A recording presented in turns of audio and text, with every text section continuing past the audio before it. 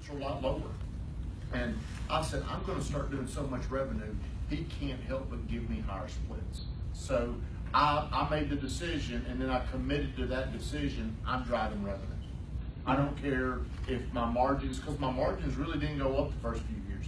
I was doing all this, taking on the risk, but my margins really stayed the same. But I kept doing it, and I mean, they've obviously paid off this year. Is that helping answer the question, or do you have 100% clarity on what you're asking from me? Somewhat. So you just went out and you said, all right, I'm gonna add people to sell for me. Well, I didn't start with a salesperson. I started with an assistant. That's how small I was. It was me, and for 10 years it was me. The first thing I finally decided, I saved up money, and I'm a huge Grant Cardone guy. He was the one that led me to believe into action and focusing on revenue. My first hire was an assistant, and she was with me until July. She's no longer with me, but she was with me for 4 years. And then she really came in, and she helped me continue to think at a higher level. And then we started hiring more people. But the decision came to hire with just one person. And I was like most people. I was like, man, I'm not going to afford to pay her.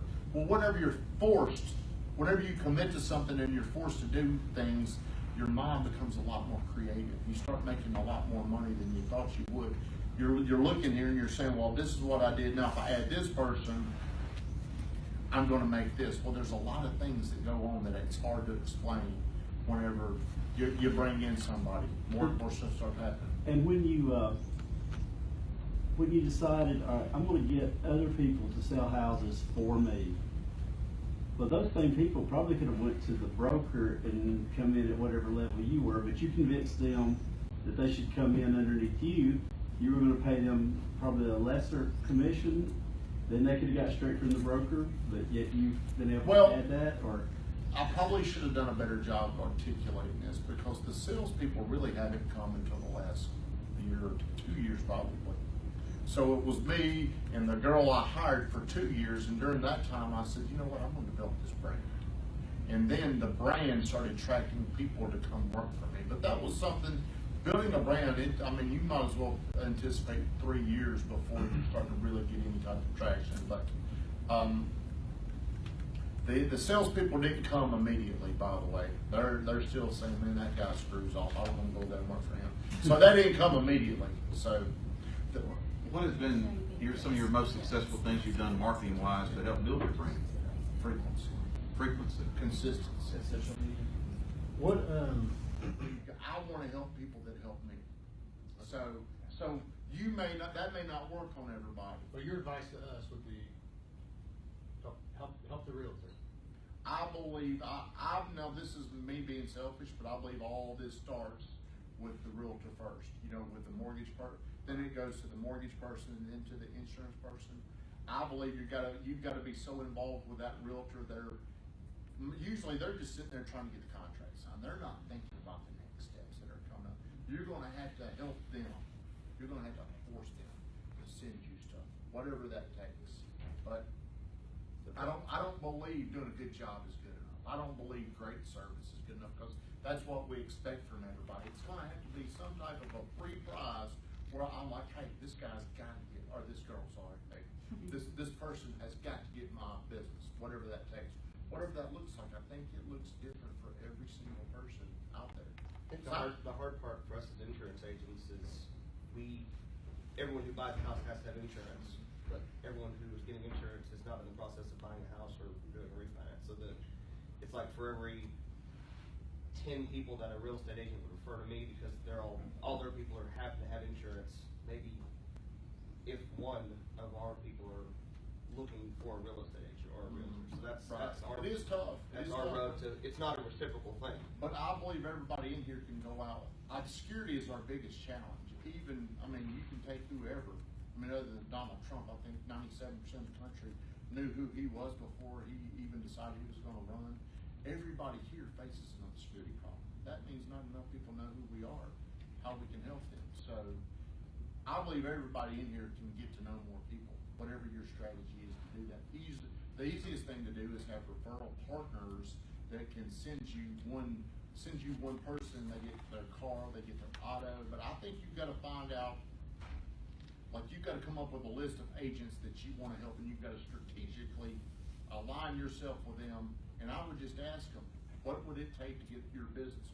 What would it take? I believe in the way you do that is, like, even if I don't know you, I can get to know you a lot faster by asking you direct questions where we open up, we get vulnerable, we're talking to each other. Same beliefs. Same beliefs. And that's where it's easier to refer because you're like-minded. And you're not going to have that with every real estate agent. Just like you said, you're not going to have that with every relationship you have. But if you're like-minded with people, it's easier to refer that business to them because you know that they're on the same beliefs or whatever that you are. And so you know they'll get taken care of. And I feel like salespeople wait too long to ask these probing questions. They'll get around and they'll kind of try to help. They'll try to add some value. But I believe in the way Cardone teaches it, and this illustrates proximity, okay? The way you close the proximity gap is you ask very tough questions. What would it take to get your business? Have you asked anybody that? I mean, you know, we all talk about how do we get into that, crack that nut of the real estate agent. How many of us have actually sat down and asked a real estate agent face to face over coffee, over a non-threatening situation, and simply asked them, hey, what would it take for me to earn your business and for us to do business with each other? I mean, that was really, truly asked that. So what has been some of the answers? Be available. You may not be the insurance agent going into the deal, but I may have an insurance related question and I need to get in touch with you. And so I mean, I like realtors. I just want to know. So a lot of us try to get that referral without ever asking for. You know, we're trying to get that. We're trying to create a relationship instead of asking those probing questions, that tough question, just boom right out of the gate and saying, hey, what would it take for us to do business with each other? And most somewhat successful agents, think about this. How many times somebody from another industry is trying to get time with him? Somebody's calling me all the time, hey, let's go do lunch. It's usually a mortgage person. Right. Or maybe an insurance. But I mean, you know, I'm really committed to who I use. So I'll go ahead and say no to it. But I hate going to lunch because I'm very protective of who I go to lunch with.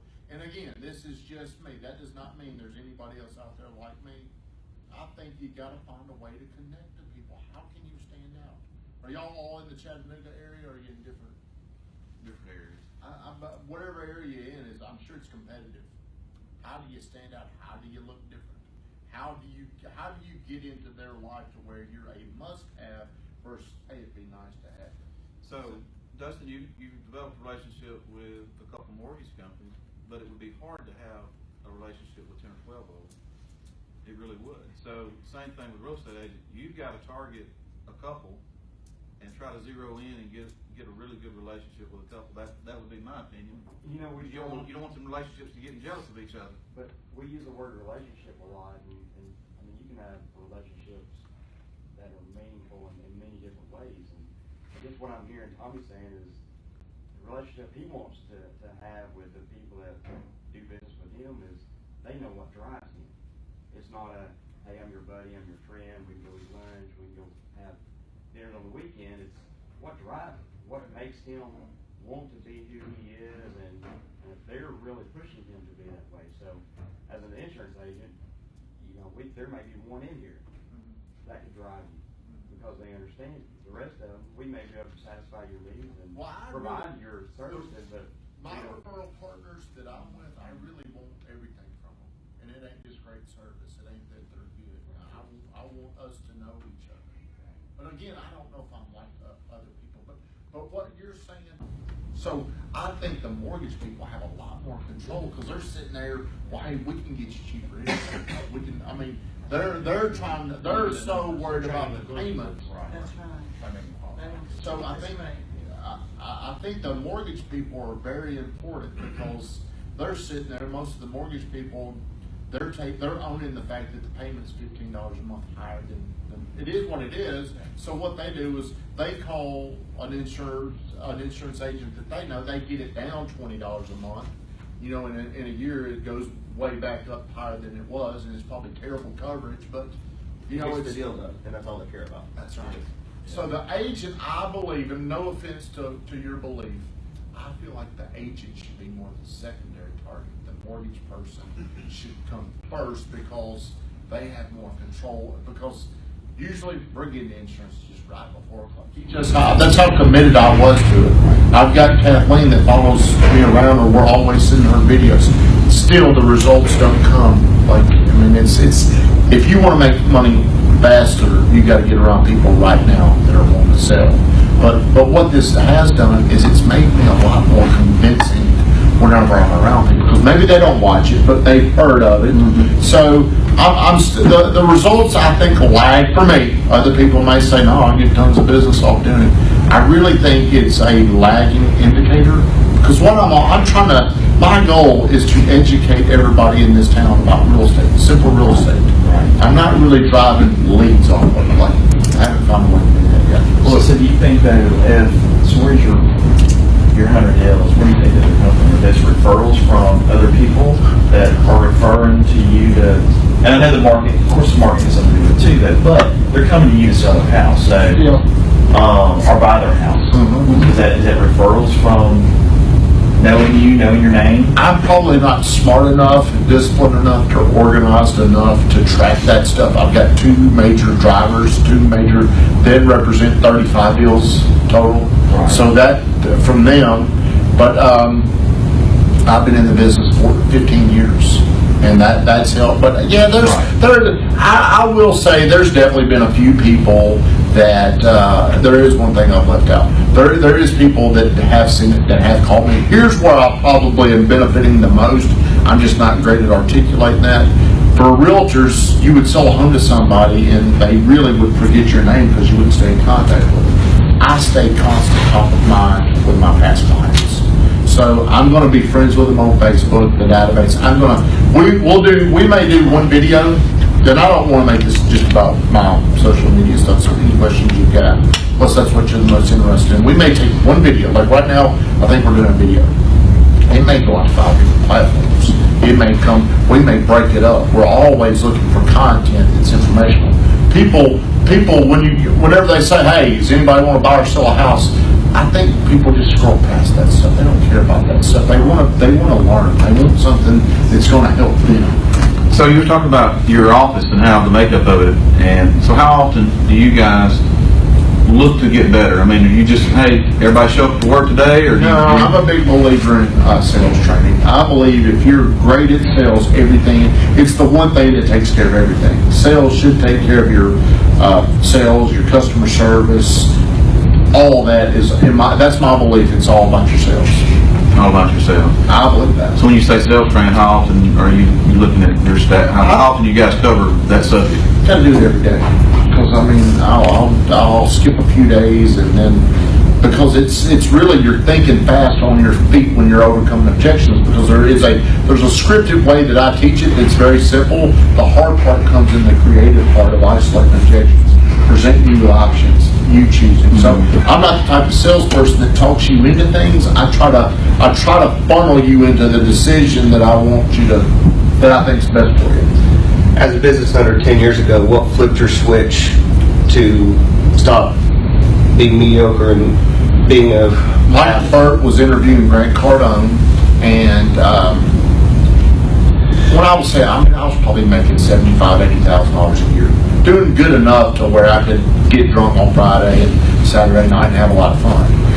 He interviewed Grant Cardone, and Grant Cardone made it, it's your duty, your obligation to be successful, and he broke down the reasons. I was being selfish. You know, I was letting my mom down at 37 years old. I'm 44 years old now.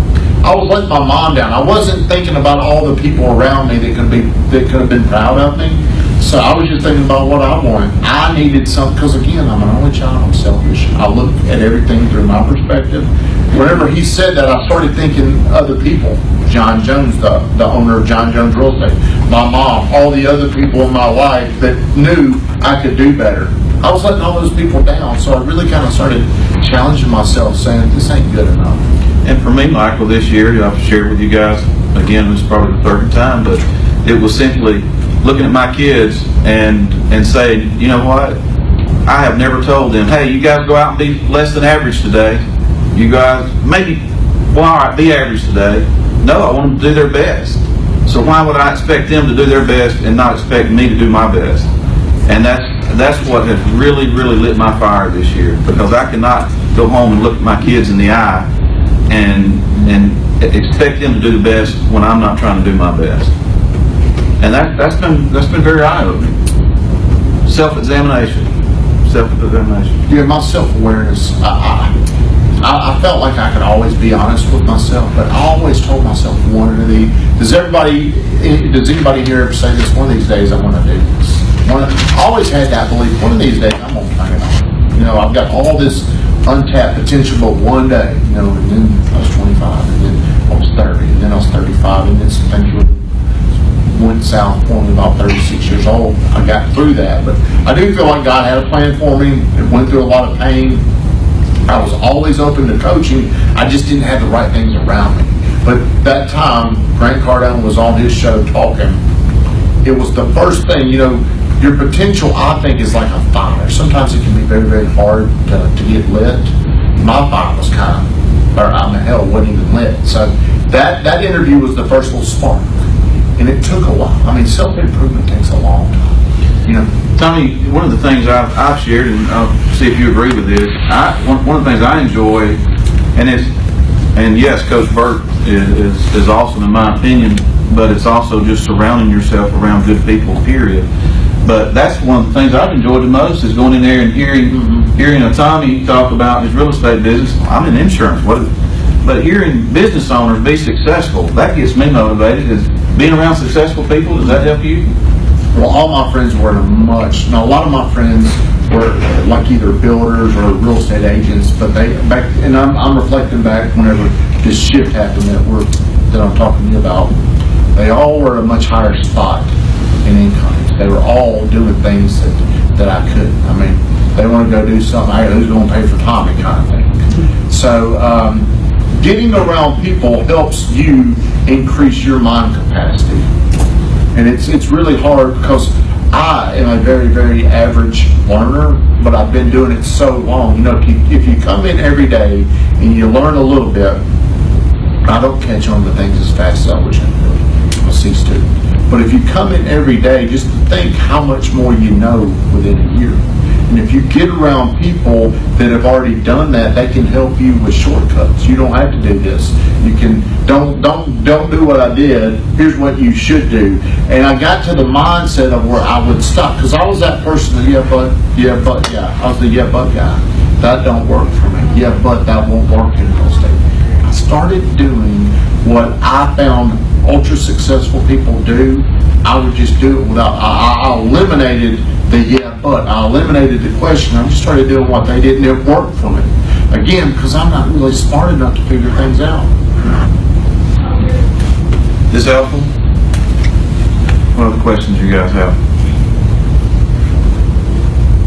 The more vulnerable the questions, the better it gets, is what I have found. So in marketing, what has, I know you do a lot of social media, you do a lot of local events, and how are you driving, I know Kathleen has a big role in that. So every day is something marketing, always be marketing is what we've been taught as salespeople. Is that your philosophy on marketing? Is it always be marketing? Well, I'm always trying to tell something. I'm a storyteller. I don't know if I don't really understand marketing. I'm more of a brand builder, and I don't have a business degree. I just do what I want people to see from me. And the way we've got it is I've built a platform that's gotten bigger and bigger. I get on there, I ask people to share what I'm doing, ask them to like what I'm doing, and it's created a little viral effect. So there's probably 5 people in our office.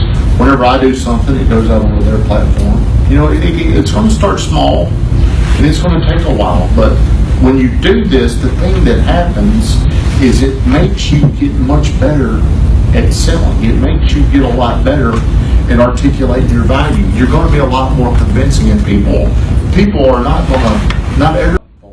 Other than social media, what other marketing is your office and staff people doing? Just anything that they're involved with. We've got a lot of missing structures. Again, whenever we're talking about this year doing 100 deals, I'm looking back and I'm thinking, look at how much stuff we should have been doing. Because I'm a fast starter, you know, I'll come up with these ideas and I'll say, let's do this, and the next day, or that night I go home and I read something, and now I want to do something that completely contradicted this. So I really need more of an opportunity filter. The only thing that I have committed to has been the social media. I'm not saying that's good enough, because there should be more human interaction. There should be more meetings. Well, you've had events. I mean, I I've do been to events. been to one of your events that you were a sponsor at, and at the event, you know, you were recognized. And I've done that stuff, but again, it just comes down to I put so much into what I do. All I have is crumbs left over. I probably need to put more structures in place where other people are helping me do things. But what's odd is I feel like I've become very introverted as I've gotten older. And you may see me get on social media and you think, damn, that guy is a clown. And then if I'm at a social event, I may hide in a corner and not want to talk to anybody. So there's definitely flaws in our system. When I'm looking back, you know, I've been doing this 3 years. I'm still trying to uncover things that I should be doing. But I appreciate your honesty on everything, especially that, I mean, about needing more structure, because that's where I think all of us. Don't let structure limit your action. I believe the most important thing you can do is something.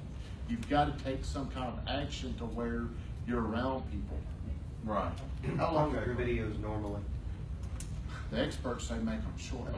I can get on there. Again, I mean, I kind of do everything my own way. I mean, Kathleen may say, get on here and say this, and the next thing you know, I've been rambling for 20 minutes because I'll say something, then other people get on, and I want to talk to them. So that's the Facebook Live. That's the thing. For me, it's a lot easier to do Facebook Live because you can interact with the people on there. And you don't have to be perfect when you're on Facebook. Whenever you're doing a video, you're going to sit there and you're going to do it, and bam, let's do it again. Let's do it. Facebook Live, it's just more natural. It's a lot easier, I have found. Experts are going to say a few minutes because it doesn't matter if the people watch it all. All you're wanting them to do is think about you. Or that's all I want to